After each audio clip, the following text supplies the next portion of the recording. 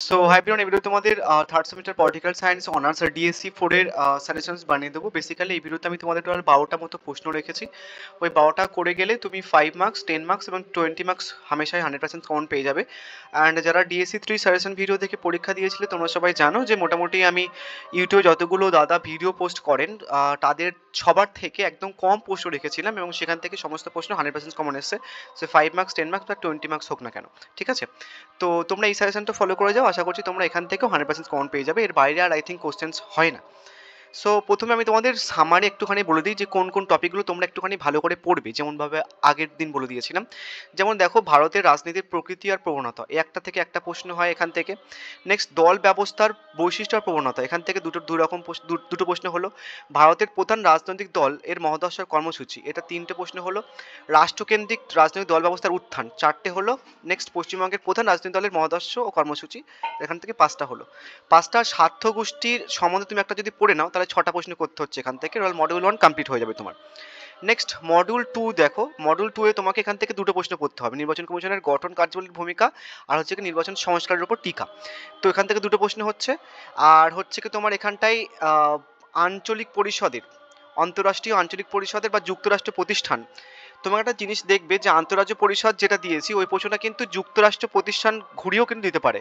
So যেটা আন্তঃরাজ্য দিয়েছি ওটাই করে নেবে তোমরা, ঠিক আছে? তাহলে হয়ে যাবে। তাহলে এখান থেকে তাহলে দুটো প্রশ্ন হলো মডিউল 2 থেকে, এটা 3টে প্রশ্ন, মানে আঞ্চলিক পরিষদের গঠন কার্যাবলী ভূমিকা 3টে হলো। আর অর্থ কমিশনের কিন্তু 4টে হলো, তাই তো? 4টে হলো। তারপর হচ্ছে কি সিভিল সার্ভিসের নিরপেক্ষতা, ঠিক আছে? এটা 5টা। তাহলে 5 আর ওইদিকে কটা প্রশ্ন হয়েছে? 6টা। 5 ও 11টা প্রশ্ন করে নিলে এখান থেকে তোমরা 100% কমন পেয়ে যাবে। আর কোনো প্রশ্ন করতে হবে না, ভালো করে মাথায় রাখবে। অ্যান্ড এই প্রশ্নগুলোই যেগুলো আমি তোমাদের বললাম এগুলো এলাবোরেট করে রাখা আছে। অ্যান্ড ঠিক আছে?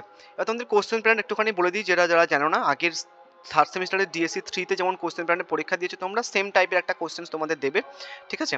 সো 3টে 5 মার্কসের অ্যান্সার করতে হয়, 5টা দেবে। এবং মডিউল 1 থেকে একটা 20 মার্কসের করতে হবে, দুটো দেবে। মডিউল 2 থেকে একটা 20 মার্কসের করতে হবে, দুটো দেবে। সো আর একটা জিনিস তোমাদের বলে দিই, মডিউল 1 এ আমি টোটাল হচ্ছে কি যে প্রশ্ন রেখেছি 7টা, মডিউল 2 তে আমি টোটাল প্রশ্ন রেখেছি হচ্ছে কি যে কটা, 5টা। এবার তোমরা একটুখানি ভালো করে একদম পুরো মানে বুঝে সুঝে কোশ্চেনগুলো দেখবে, কেন অনেকগুলো অর প্রশ্ন আছে। অ্যান্ড ওই অর প্রশ্ন থ্রুতেই তোমার কিন্তু 5 মার্কস, 10 মার্কস এবং 20 মার্কস একসাথে হয়ে যাবে। সেই জন্য সমস্ত অর কোশ্চেন্সগুলো ভালো করে খাতায় লিখে নাও, দেখে যাও যে কোন প্রশ্নগুলো একটা প্রশ্নের অর হিসেবে লেখা যায়।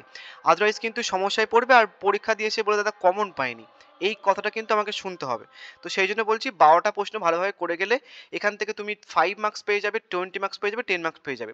তাও জাস্ট ফর্মালিটিসের জন্য আমি 5 মার্কসের কয়েকটা প্রশ্ন রেখেছি, চাইলে ওইগুলোও দেখে যেতে পারো। 5 মার্কস হয়তো 5টা প্রশ্ন আছে, ঠিক আছে? তো চলো মডিউল 1 থেকে দেখো, ফার্স্ট যে মোস্ট ইম্পর্টেন্ট প্রশ্ন, এবার অনেকগুলো আর প্রশ্ন আছে তোমাদের জন্য, আমি স্ক্রিনশট তোলার জন্য একটা ব্যবস্থা করে দিয়েছি, স্ক্রিনশট তুলতে পারো। এই প্রশ্নগুলো কিন্তু 10 মার্কসের বা 20 মার্কসের বা 5 মার্কসেরও কিন্তু দিতে পারে। কীভাবে দিতে পারে বলে দেবো আমি তোমাদের। প্রথমে দেখো, সাম্প্রতিক ভারতের রাজনৈতিকতে দল ব্যবস্থার বৈশিষ্ট্য বা প্রকৃতি সম্পর্কে আলোচনা করো, বা বলতে পারো যে রাষ্ট্রকেন্দ্রিক রাজনৈতিক দলের উত্থান। এবার এখান থেকে কেমন ধরনের 5 মার্কসের দেয় দেখো, এখান থেকে তোমাদের বলতে পারে যে দল ব্যবস্থার 5টি বৈশিষ্ট্য লেখো, ঠিক আছে? বা দল ব্যবস্থার 5টি হচ্ছে কিছু তোমার গুরুত্ব লেখো বা ভূমিকা লেখো, এমনভাবে দিতে পারে। বা বলতে পারে দল ব্যবস্থার প্রকৃতি লেখো।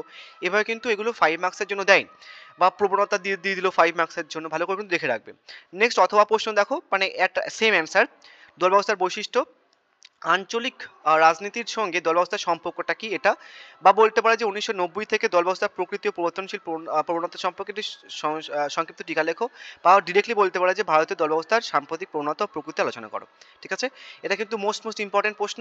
অ্যান্ড তোমরা যেহেতু আমি মডিউল 1-এ 7টা প্রশ্ন রেখেছি, তোমরা প্রথম 4টে প্রশ্ন করে গেলে, সে মডিউল 1 হোক বা মডিউল 2, প্রথম 4টে পড়ে গেলে ওখান থেকে 20 মার্কসের একটা ডিরেক্টলি কোশ্চেন কমন পেয়ে যাবে, 10 মার্কসের ডিরেক্টলি কোশ্চেন কমন পেয়ে যাবে। বাকি 3টে প্রশ্ন জাস্ট সাপোর্টিভ প্রশ্ন দেখেছেও, ঠিক আছে? মানে মডিউল 1 এর কথা বলছি। মডিউল 1-এ প্রথম 4টে প্রশ্নের মধ্যে তুমি ওখান থেকে একটা 10 এবং একটা 20 পেয়ে যাবে, অবশ্যই হয়তো 5 মার্কসেরও পেয়ে যেতে পারো। বাট বাকি যে 3টে প্রশ্ন একটু জাস্ট ফর্মালিটির জন্য দেখে যেও, বুঝা গেছে? কয়েকটা এক্সট্রা প্রশ্ন আছে, ওগুলো দেখতে হবে না যারা পড়তে চাইছো না। নেক্সট, মোস্ট ইম্পর্টেন্ট প্রশ্ন হচ্ছে কি যে ভারতের যে কোনো একটির প্রধান রাজনৈতিক দলের মহাদর্শ কর্মসূচি। ভালো করে শোনো, ভারতের যে কোনো একটি প্রধান রাজনৈতিক দলের মতদর্শ এবং কর্মসূচি, এটা কিন্তু মোস্ট ইম্পর্টেন্ট একটা প্রশ্ন, ঠিক আছে? পরীক্ষাতে কিন্তু প্রথম দুটো প্রশ্নের মধ্যে তোমরা একটা পরীক্ষাতে দেখতে পাবে, বাট প্রশ্নটা কিন্তু অনেকভাবে ঘুরে আসে। ভারতীয় জনতা পার্টি দিতে পারে, বা ভারতীয় জনতা পার্টির ভাবদর্শক মত দিতে পারে। ভারতের জনতা পার্টি মানে হচ্ছে কি যে বিজেপির। দেখো, যে কোনো একটি রাজনৈতিক দলের বলেছে মানে তুমি বিজেপি অথবা কংগ্রেস যে কোনো একটা ব্যাপারে লিখতে পারো, বাট তোমাকে কিন্তু দুটোই করতে হবে, বিজেপি রিলেটেডও করতে হবে আর কংগ্রেসে করতে হবে। কেন বলছি, কেন তোমাদের ধরো তুমি একটা, এই প্রশ্নটা আসলো, সো তুমি হচ্ছে কি যে এটা বিজেপি দিয়ে লিখে দিয়েছো, যে ভারতীয় যে কোনো একটা রাজনৈতিক দলের বলেছে, তুমি বিজেপি দিয়ে লিখে দিয়েছো, ঠিক আছে? এবার পরীক্ষাতে হচ্ছে কি যে 5 মার্কসের জন্য হচ্ছে কি যে কংগ্রেস আসলো, তাহলে কিন্তু হয়ে যাবে। এবার তুমি হচ্ছে কি যে বিজেপি না দিয়ে, ধরো এই প্রশ্নটার সঙ্গে ডিল করার জন্য তুমি টিএমসি, হচ্ছে কি যে বিজেপি, এবং হচ্ছে কি যে তোমার জাতীয় কংগ্রেস মানে আইএনসি, এই তিনটের মধ্যে যে কোনো একটা হচ্ছে কি যে তোমার মানে লিখতে পারো এখানটায়। কংগ্রেস দিয়েও মানে তোমার ওই যে টিএমসি মমতা দিদি দলেও দিলে কিন্তু হবে, ওটা একটা কিন্তু জাতীয় রাজনৈতিক দল ওটাও, ঠিক আছে? সো তুমি একটা করে নিলে এখান থেকে তোমার তিনটে প্রশ্ন কভার হয়ে যাবে। একটা হচ্ছে কি যে বিজেপি কভার হয়ে যাবে, প্লাস টিএমসি কভার হয়ে যাবে, প্লাস হচ্ছে কি কংগ্রেসে কভার হয়ে যাবে। তো একটা প্রশ্ন দেখবে যে পশ্চিমবঙ্গের যে কোনো একটি প্রধান রাজনৈতিক দল সম্বন্ধে লেখো, ওই প্রশ্নটা করে নিলে তাহলেও কিন্তু এটা হয়ে যাচ্ছে, তাও আমি সেপারেটলি রেখেছি। ভালো করে বুঝে নিয়েছো? না বুঝতে পারলে কমেন্ট করো, আমি বুঝিয়ে দেবো। প্রচণ্ড গোলমেলে কিন্তু অর প্রশ্নগুলো ভালো করে দেখে যাবে, আদারওয়াইজ কিন্তু সমস্যা। কেন অর প্রশ্নগুলো যেগুলো আছে সেগুলো 10 বা 20 না পড়লেও 5 মার্কসের জন্য পড়বেই পড়বে। প্রথম চারটের মধ্যে তুমি 5 মার্কসের দেখতে পাবে, না 10 মার্কস দেখতে পারবে, না তো 20 মার্কস দেখতে পাবে, কিন্তু পাবেই দেখতে। নেক্সট পরের প্রশ্ন দেখো, পরের প্রশ্ন রেখেছি যে পশ্চিমবঙ্গের প্রধান রাজনৈতিক দল। এই প্রশ্নটা আর ওই প্রশ্নটার অ্যান্সার্স কিন্তু সেম, মানে বাট যদি এই প্রশ্নটা তুলে দেয়, যদি পশ্চিমবঙ্গের প্রধান রাজনৈতিক দল যদি দেয়, তাহলে তোমাকে টিএমসি মেনশন করতে হবে, বুঝা গেছে? তাহলে সমস্যা। আদারওয়াইজ যদি এই প্রশ্নটা তুলে দেয়, তাহলে কিন্তু তুমি এই প্রশ্নটা অ্যান্সার্স লিখে দিলেও কোনো সমস্যা হবে না, কেন কংগ্রেসও কিন্তু মানে তৃণমূল কংগ্রেসও কিন্তু বা টিএমসিও কিন্তু একটা প্রধান রাজনৈতিক দল, মানে জাতীয় রাজনৈতিক দলের আন্ডারে পড়ে ওটাও। তাহলে 2 আর 3 বলতে গেলে সেম, বোঝা গেছে অ্যান্সার্স, কিন্তু ঘুরিয়ে দিলে সমস্যা। বলছে প্রধান রাজনৈতিক দলের মহাদর্শ কর্মসূচি আলোচনা করো, বা বলতে পারে যে পশ্চিমবঙ্গের তৃণমূল কংগ্রেসের কর্মসূচি আলোচনা করো, বা যে কোনো একটা রাজনৈতিক দলের মহাদর্শ আলোচনা করো, ভারতের সংসদে বিরোধী দলের ভূমিকা আলোচনা করো, আর হচ্ছে কি যে পশ্চিমবঙ্গে বামফ্রন্ট বা তৃণমূল। এবার বামফ্রন্ট মিনস হচ্ছে কি যে ওই যে কি বলবো, কমরেডস যে টিমটা, মানে ওই যে পার্টিটা, ওটার কথা বলা হয়েছে কিন্তু, বাট বামফ্রন্ট অতটা ইম্পর্টেন্ট নয়, ওই জন্য আমি অন হিসেবে দিয়ে দিয়েছি। তো তাহলে বামফ্রন্টটা দেখে যেতে পারে, 5 মার্কসের জন্য হয়তো দিলেও দিতে পারে, বাট অতটা ইম্পর্টেন্ট নয়, যেহেতু নেই বামফ্রন্ট অ্যাকচুয়ালি কনটেক্সটের মধ্যে। নেক্সট 4 নম্বর প্রশ্ন হচ্ছে কি যে ভারতের রাজনীতিতে প্রকৃতি ও মানে প্রকৃতি ও গতিধারা বা প্রবণতা আলোচনা করো, ঠিক আছে? তো এই মোস্ট ইম্পর্টেন্ট 4টে পোস্টের মধ্যে তুমি এখান থেকে 10 মার্কসেরও পেয়ে যাবে একটা, 20 মার্কসেরও পেয়ে যাবে, আশা করছি 5 মার্কসেরও পেয়ে যাবে।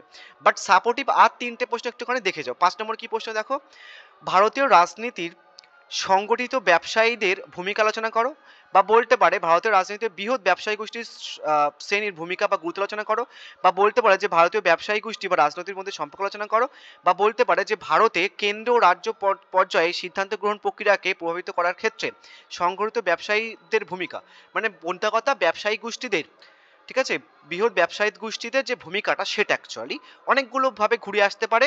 সমস্ত অর প্রশ্ন কিন্তু দেখে যাবে, তাহলে কিন্তু সমস্যা। নেক্সট 6 নম্বর একটা প্রশ্ন দেখো, ভারতের রাজনীতিতে শ্রমিক শ্রেণীর ভূমিকা আলোচনা করো, বা বলতে পারে যে ভারতের রাজনীতিতে শ্রমিক সংগঠনের ভূমিকা আলোচনা করো, বা বলতে পারে যে ভারতের রাজনীতিতে সংগঠিত স্বার্থ গোষ্ঠী হিসেবে শ্রমিক। এবার তোমাকে একটা জিনিস বলি, এই যে স্বার্থ গোষ্ঠী হিসেবে বৃহৎ ব্যবসায়ী গোষ্ঠী এবং স্বার্থ গোষ্ঠী হিসেবে শ্রমিক, এই যে স্বার্থ গোষ্ঠী হিসেবে দিয়ে দিলে তুমি কিন্তু ঘাবড়াবে না, কেননা হচ্ছে কি যে একই উত্তর হবে, ঠিক আছে? স্বার্থ গোষ্ঠী ধরো তোমাকে এখানে দিয়ে দিল যে স্বার্থ গোষ্ঠী হিসেবে ব্যবসায়ী গোষ্ঠীর ভূমিকা লেখো, বৃহৎ ব্যবসায়ী গোষ্ঠীর, বা বলতে পারো শ্রমিক শ্রেণীর ভূমিকা লেখো, ঠিক আছে? বা আরেকটা প্রশ্ন হয় যে কৃষক শ্রেণী, যেটা নেক্সটটাই রয়েছে যে কৃষকদের ভূমিকা, স্বার্থ গোষ্ঠী হিসেবে কৃষক। তো স্বার্থ গোষ্ঠীর মধ্যে বা বৃহৎ ব্যবসায়ী গোষ্ঠীর মধ্যে মোটামুটি কৃষক শ্রমিক পড়ে যায় কিন্তু, বুঝে গেছে? 7 নম্বর কি প্রশ্ন, সমসাময়িক ভারতের রাজনীতিতে কৃষক সভাগুলির বা কৃষক সংগঠনগুলির ভূমিকা, বা বলতে পারো যে বর্তমান রাজনীতিতে কৃষক সভাগুলির ভূমিকা লেখো, বা স্বার্থ গোষ্ঠী হিসেবে ভারতীয় কৃষক, ঠিক আছে? বলে দিলাম যে স্বার্থ গোষ্ঠী কিন্তু সবার আগে ট্যাগ করতে পারে। তো এই 7টা প্রশ্ন মোস্ট ইম্পর্টেন্ট প্রশ্ন, এর মধ্যে থেকে তুমি 10, 20 এবং 5 মার্কস হামেশাই চোখ বন্ধ করে কমন পেয়ে যাবে। এবার কিছু এক্সট্রা প্রশ্ন রেখেছি, আমি এক্সট্রা প্রশ্নগুলো বলছি না, যাদের প্রিপারেশনস খুব ভালো তোমরা চাইলে এক্সট্রা প্রশ্নগুলো দেখে রাখতে পারো, ঠিক আছে। বাট এক্সট্রা প্রশ্নের মধ্যে আসার চান্স খুব একটা নেই, মানে এক্সট্রা যে প্রশ্নগুলো রাখা আছে, বাট তাও একবার জাস্ট চোখ বুলিয়ে যেও। এখান থেকে এক্সট্রা প্রশ্নের মধ্যে এই প্রশ্নটা একটুখানি ইম্পর্টেন্ট, ভারতের নির্বাচন প্রক্রিয়ার প্রধান বৈশিষ্ট্য, যেটা আমি তোমাদের প্রথমে বলে দিয়েছিলাম, ঠিক আছে। চাই দেখে যেহেতু এক্সপ্রেসটা প্রশ্ন, এগুলো এক্সপ্রেসগুলো অতটা ইম্পর্টেন্ট নয়, 7টা প্রশ্নের মধ্যে থেকে তুমি 10 বা 20 পেয়ে যাবে। এবার মডিউল 2 দেখে দেখো, মডিউল 2 এর তো আমি আরো প্রশ্ন কম রেখেছি, 5টা প্রশ্ন রেখেছি। প্রথম প্রশ্ন, ভারতের নির্বাচন কমিশনের গঠন, কার্যাবলী বা বৈশিষ্ট্য। কিভাবে এখান থেকে 5 মার্কস দিতে পারে? তোমাকে বলতে পারে যে ভারতের মানে নির্বাচন কমিশনের গঠন লেখো, তাহলে 5 মার্কস একটা এইভাবে দিতে পারে। বা বলতে পারে যে 5টা কার্যাবলী লেখো বা 5টা বৈশিষ্ট্য লেখো, এভাবে কিন্তু 5 মার্কসের দেয়। ওই জন্য তোমরা 10 আর 20 গুলো আমি আগে রেখেছি যাতে তোমাদের সমস্যা না হয়, ঠিক আছে। 10 বা 20 গুলো করে নিলে তোমার কিন্তু 5 মার্কসের ওটা কভার হয়ে যাবে। একবারও কিন্তু নর্মালি হচ্ছে কি যে 5 মার্কসের জন্য সেপারেটলি এগুলো গঠন তুমি আলাদাভাবে করতে যাবে না। কমিশনের গঠন ভালো করে পড়ে নেবে, কার্যাবলী পড়ে নেবে, কার্যাবলী পড়া হয়ে গেলে বৈশিষ্ট্য পড়া হয়ে যাবে। তো 5 মার্কসের এইভাবে হয় বলতে পারে যে গঠন লেখো বা কার্যাবলী লেখো বা বৈশিষ্ট্য লেখো, এভাবে কিন্তু 5 মার্কসের জন্য দেয়, ইভেন দিয়েছে প্রিভিয়াস ইয়ারে। নেক্সট প্রশ্ন হচ্ছে কি, ভারতের নির্বাচন কমিশনের ভূমিকা মূল্যায়ন করো, মুখ্য নির্বাচন কমিশনের সংস্কার। বা বলতে পারে যে ভারতের নির্বাচন সংস্কার নিয়ে সাম্প্রতিক বিতর্কের উপর টিকা লেখো বা ভারতের নির্বাচন সংস্কারের উপর সংক্ষিপ্ত টিকা লেখো, ঠিক আছে। নেক্সট মোস্ট ইম্পর্টেন্ট প্রশ্ন হচ্ছে কি যে ভারতের আন্তঃরাজ্য পরিষদের গঠন ও কার্যাবলী বা সামাজিক প্রভাব লেখো। বা তোমাকে বলতে হবে যে ভূমিকা লেখো, ঠিক আছে, গঠন, কার্যাবলী, ভূমিকা বা ভারতের সামাজিক প্রভাব বিশ্লেষণ করো। নেক্সট বলছে ভারতের ফেডারেল কাঠামোর মধ্যে আন্তঃরাজ্য পরিষদ ও আঞ্চলিক পরিষদের গুরুত্ব কি, বা তোমাদের পার্থক্যটাও কিন্তু দেয়, সেটা আমি সেই জন্য রেখেছি নেক্সট প্রশ্নেতে। 3টে মোস্ট ইম্পর্টেন্ট প্রশ্ন হয়ে গেল। 4 নম্বর মোস্ট ইম্পর্টেন্ট প্রশ্ন হচ্ছে কি ভারতের অর্থ কমিশনের গঠন, কার্যাবলী বা উদ্দেশ্য। তো তোমাকে যদি 5 মার্কসের প্রশ্ন দেয়, তাহলে তুমি এখানে কিভাবে 5 মার্কসের প্রশ্ন দেবে? সেটা হচ্ছে কি বলতে পারে যে গঠন লেখো 5 মার্কসের জন্য, বা শুধু দেবে কার্যাবলী লেখো, বা শুধু উদ্দেশ্য দেবে।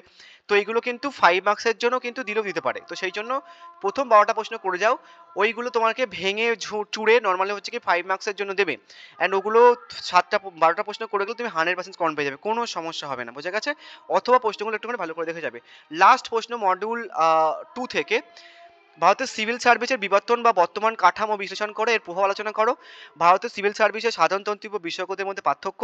সিভিল সার্ভিসের নিরপেক্ষতার গুরুত্ব কি? সিভিল সার্ভেন্টরা কিভাবে রাজনৈতিক চাপ মোকাবিলা করেন। তো সিভিল সার্ভিস রিলেটেড তোমাদের কিন্তু একটা প্রশ্ন এবার মাস্ট পড়ছে, ধরে রাখতে পারো। সিভিল সার্ভেন্ট রিলেটেড একটা প্রশ্ন তোমাদের মাস্ট পড়ছে, সেটা কিন্তু বিভিন্নভাবে ঘুরে আসতে পারে, যেভাবেই ঘুরে আসুক না কেন, সিভিল সার্ভেন্ট রিলেটেড।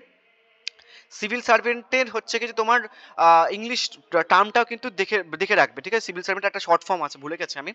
তো ওই যে আইপিএস আইএস যেগুলো হয় না, ওগুলো সিভিল সার্ভেন্ট, তোমাদের কিন্তু ওই আইপিএস আইএসদের কিন্তু দিয়েও কিন্তু দিতে পারে।